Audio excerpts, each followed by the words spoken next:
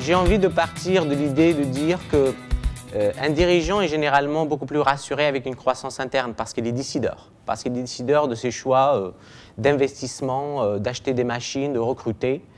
C'est un peu plus compliqué quand il s'agit d'une croissance externe parce qu'il sait probablement qu'il sera plus dépendant d'un certain nombre de conseillers.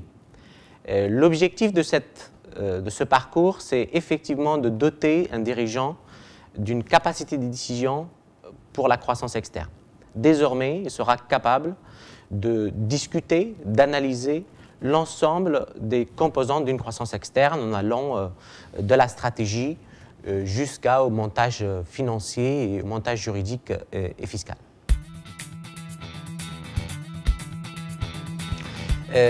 La principale caractéristique, c'est qu'elle va repartir de 3 leviers.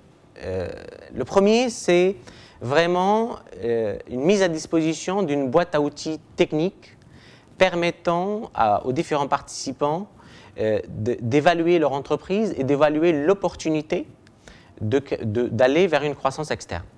Autrement dit, il va y avoir une dizaine de jours qui seront consacrés à l'ensemble des domaines de compétences, le marketing, la commercialisation, la stratégie, l'organisation, la finance. On est là pour vraiment les doter de l'ensemble des compétences techniques pour pouvoir analyser une situation de cible. Dans une deuxième étape, on aura aussi l'occasion d'avoir des accompagnements collectifs.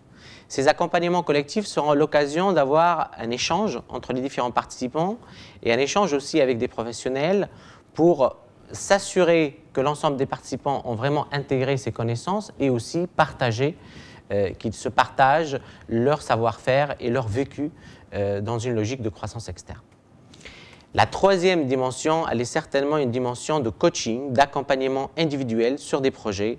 Chaque participant aura un tuteur à sa disposition qui va pouvoir l'accompagner de la phase de diagnostic jusqu'à la phase de validation de la cible.